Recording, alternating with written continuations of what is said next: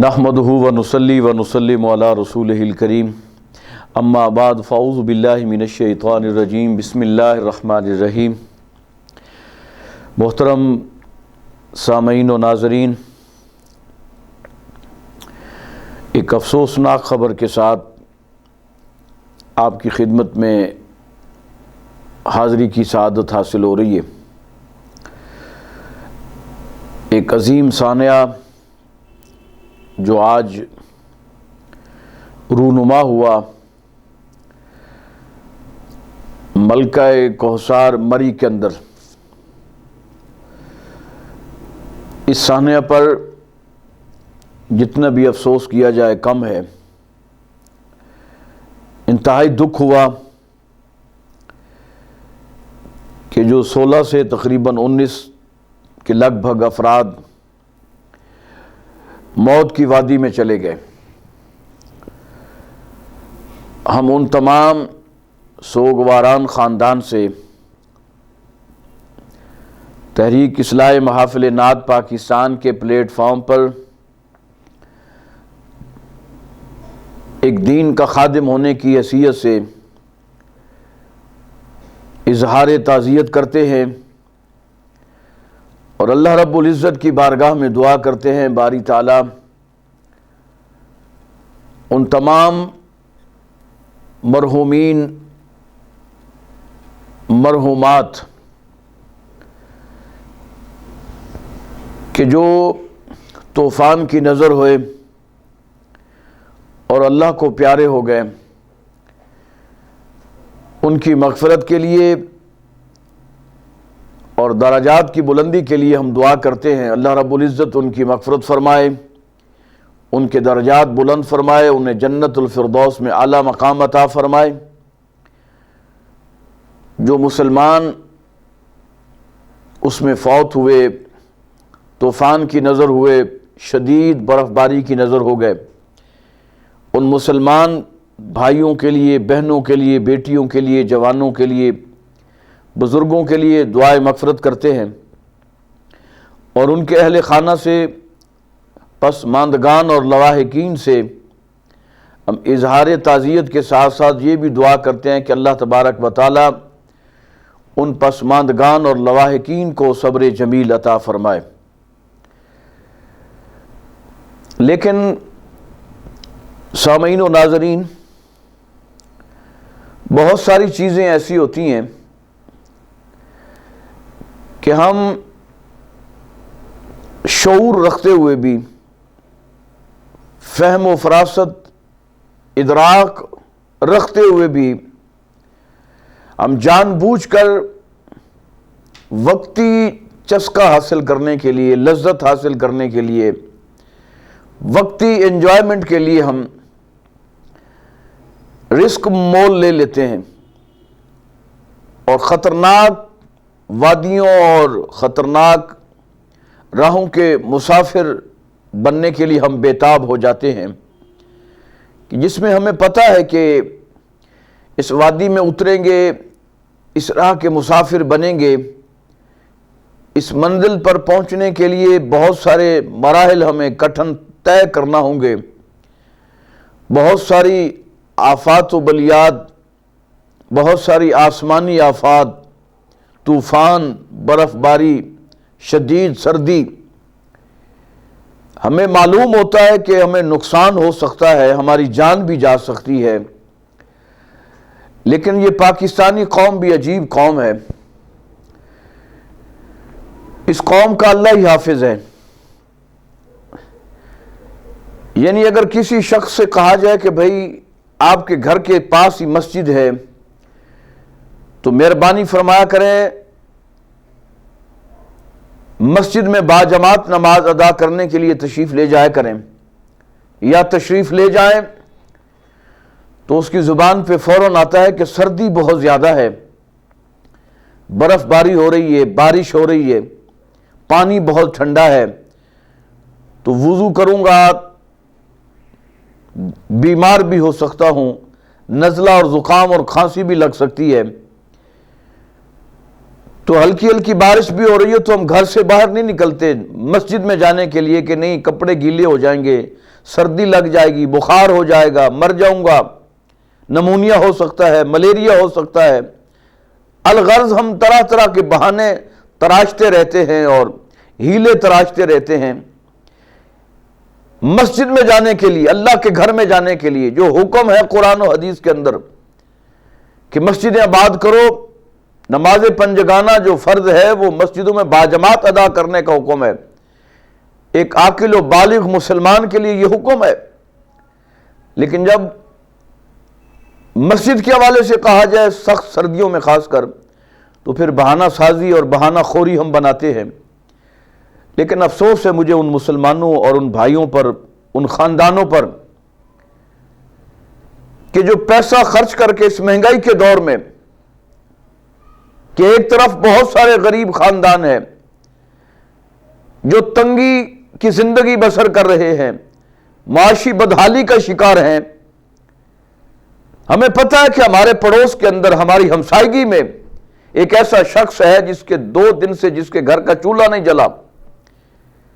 شدید بارش کی وجہ سے، موسم کی خرابی کی وجہ سے وہ دیہڑی دار مزدور تھا،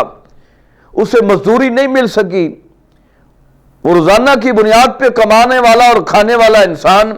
آج 2 دن ہو گئے اس نے مزدوری نہیں ملی اس کو، تو اس کے گھر کا چولہا بند ہے۔ کیوں بند پڑا ہے؟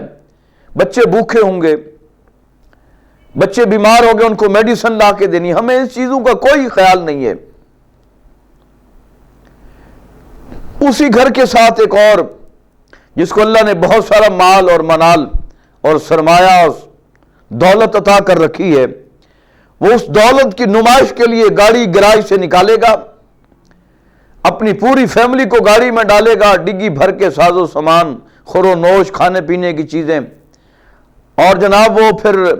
مری کی راہوں کا اور مری کی وادیوں کا سنگلاخ پہاڑوں اور چٹانوں کی طرف جناب اپنا رخت سفر باندھ لے گا۔ کہاں جا رہے ہو جی؟ برف باری دیکھنے جا رہے ہیں۔ او خدا کے بندے، اللہ تبارک و تعالیٰ تم پہ رحم فرمائے، تم پہ کرم فرمائے۔ اتنی سخت سردی میں تمہیں کیا پڑی تھی یار کہ اپنے چھوٹے چھوٹے بچوں کو بھی اور اپنی بیگمات کو بھی جناب گاڑیوں میں ڈالا اور بھرا، جناب جانوروں کی طرح گاڑیوں کو جناب اپنا، ان کو، اہل خانہ کو، گھر کے تمام افراد کو گاڑیوں میں ٹھونس ٹھانس کے بھر بھر کے جناب ڈگیوں تک بھر کے جناب بچے بٹھا کے مری چلیں۔ یہ ہم گلگت بلتستان ہم جا رہے ہیں جی، کیا دیکھنے جا رہے ہیں؟ یہ برف باری دیکھنے جا رہے ہیں، سنو فال دیکھنے جا رہے ہیں۔ خدا کے بندے کچھ عقل سے کام لو یار، یہ برف باری دیکھنے سے کیا ہوتا ہے؟ کیا آپ کے نامہ اعمال میں کوئی اللہ رب العزت کوئی ثواب اس میں جمع کر لیتا ہے؟ یہ صرف پیسے کی نمائش ہوتی ہے۔ جن کی زیادہ تر حرام کی کمائی ہوتی ہے وہ ایسا کرتے ہیں کہ وہ اپنا پیسہ بجائے کسی غریب کی مدد کرنے پہ، بجائے کسی جو معاشی بدحالی میں مبتلا ہے اس کے ساتھ کوآپریٹ کرنے کے، بجائے کسی کے گھر میں کوئی مہینے کا راشن ڈالنے کے، کسی غریب یتیم بچے کا علاج کروانے کے حوالے سے،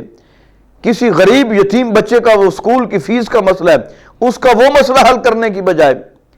کسی کے گھر میں راشن کی تنگی ہے اس کو راشن ڈالنے کی بجائے،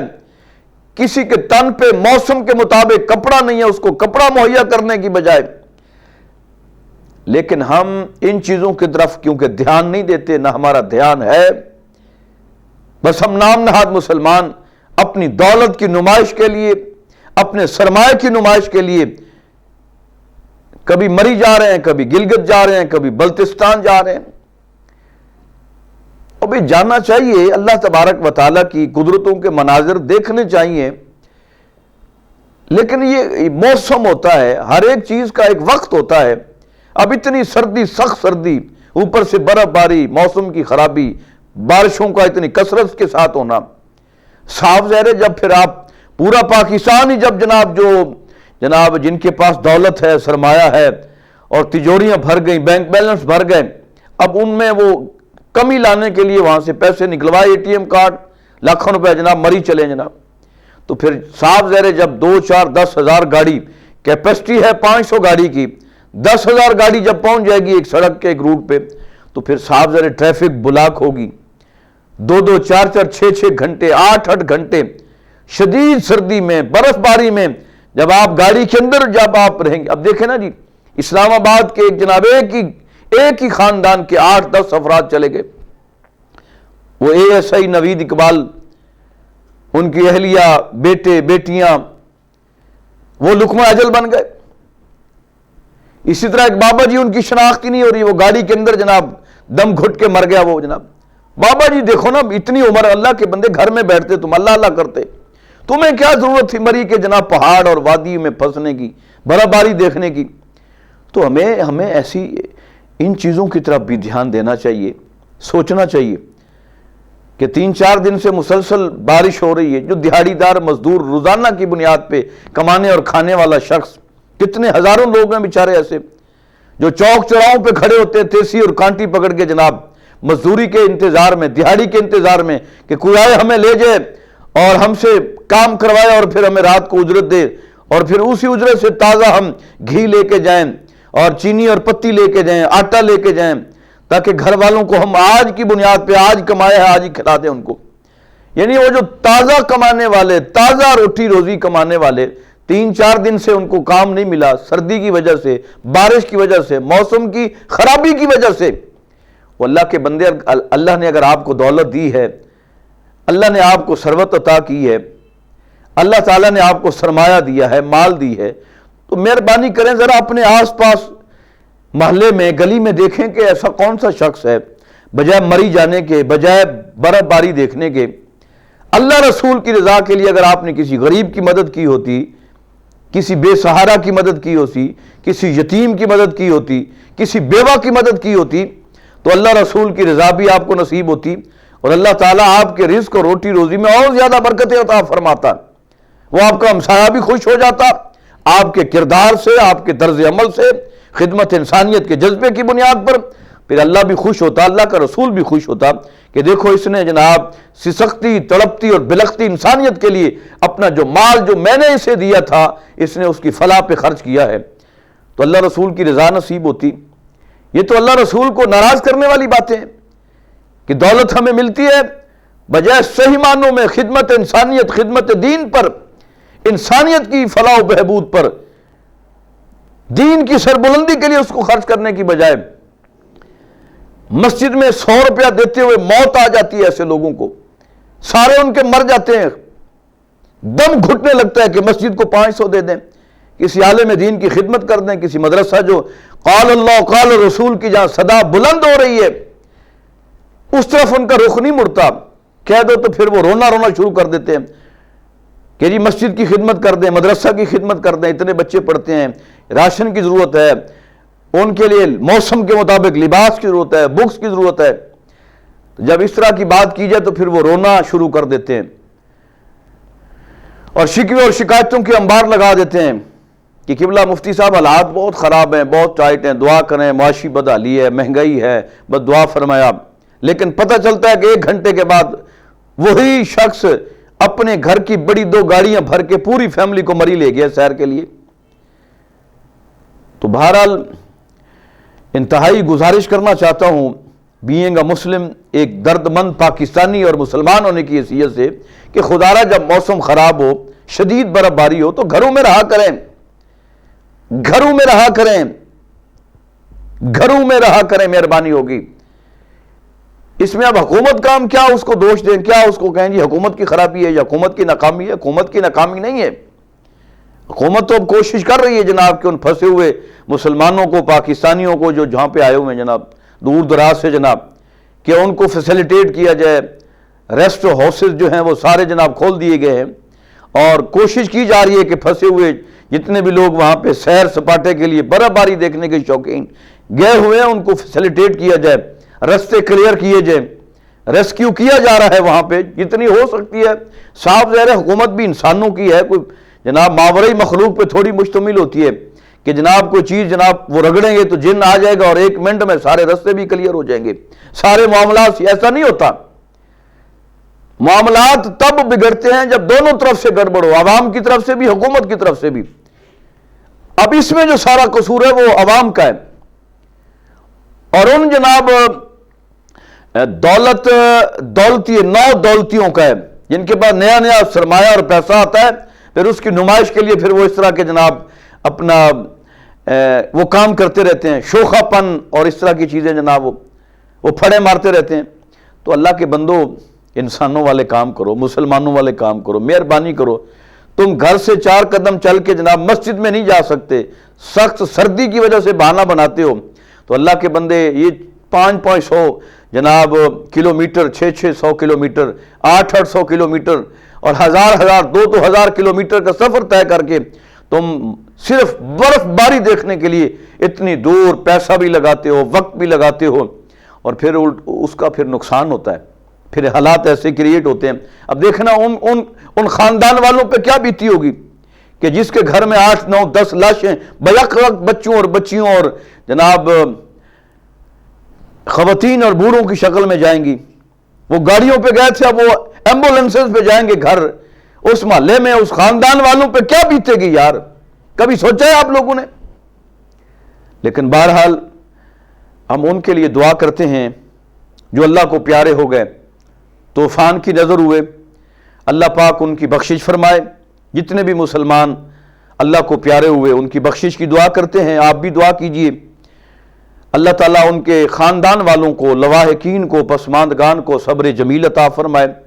اور ہمیں اور انسانیت کو، پاکستانیوں کو، مسلمانوں کو اللہ پاک ایسے سانحات سے ہمیشہ محفوظ فرمائے۔ یہ بہت بڑا سانحہ ہے۔ ہر پاکستانی جو غیور پاکستانی ہے، باشعور پاکستانی ہے، اس کا دل افسردہ ہے، وہ غم زدہ ہے، اور ان مرنے والوں کے خاندانوں سے دلی اظہار تعزیت اور ان کے غم میں برابر کا شریک ہم دعا کرتے ہیں۔ اللہ پاک ہم سب کو ایسے سانحات سے، امت کو، انسانیت کو، پاکستان کو محفوظ رکھے، اور اللہ ہمیں بھی صحیح فکر اور شعور اور جو اس کھوپڑی کے اندر جو دماغ ہے اس کو صحیح معنوں میں پازیٹیو انداز کے ساتھ استعمال کرنے کی توفیق عطا فرمائے، کہ جس سے قوم کا بھلا ہو، امت کی فلاح ہو، انسانیت کی خیر ہو، اسلام کی سربلندی ہو۔ ہمیں ایسا کام کرنا چاہیے، ایسا سوچنا چاہیے جس میں یہ تمام چیزیں آ جائیں، انسانیت بھی اور پاکستانیت بھی، اور اسلام اور دین کی سربلندی اور اس کی خیر خواہی کے حوالے سے بھی ہمیشہ ہم وہ کام کریں، نہ کہ دکھاوے کے لیے، اپنی دولت کا اظہار کرنے کے لیے، لوگوں کو دکھانے کے لیے کہ ہمارے پاس اتنی دولت ہے۔ کوشش کیجئے۔ آخری یہ پیغام عرض کرنا چاہتا ہوں، موسم کی خرابی کی وجہ سے 3-4 دن جو دہاڑی دار مزدور تھے، جن کو روزانہ کی بنیاد پہ دہاڑی ملتی تھی، اجرت ملتی تھی، وہ نہیں جا سکے۔ ان کی خبر لیجئے، ان کو موسم کے مطابق لباس کی اگر ضرورت ہے تو لباس دیجئے، راشن کی ضرورت ہے تو صدقہ جاریہ سمجھتے ہوئے نیک نیت کے ساتھ چھپ چھپا کے جناب ان کی خدمت کیجئے، اور اپنے آس پاس، اڑوس پڑوس، ہمسائیگی میں، گلی میں، محلے میں، چوک چوراہے میں، ضرور اپنے رشتہ داروں میں بھی دیکھیے کہ کہیں ایسا کوئی تو نہیں ہے کہ جس کے گھر میں آج چولہا نہیں جلا، جس کے گھر میں آج کھانا نہیں پکا، جو گھر میں کوئی شخص بیمار تھا، پیسے نہ ہونے کی وجہ سے وہ دوائی اس کو نہیں مل سکی۔ تو کوشش کیجئے، جو بھوکے ہیں ان کو کھانا کھلائیے، جو بیمار ہیں ان کو دوائی لا کے دیجئے، اور جن کے تن پر کپڑا نہیں ہے موسم کے مطابق ان کو رضائی، کمبل، سویٹر یا کوٹ ان کو جا کے دیجئے، تاکہ اللہ اور اس کے رسول کی رضا ہم سب کو نصیب ہو۔ اللہ پاک ہم سب کو صحیح فہم، ادراک، شعور اور سچا مسلمان اور پاکستانی بننے کی توفیق عطا فرمائے۔ وما علینا الا البلاغ المبین۔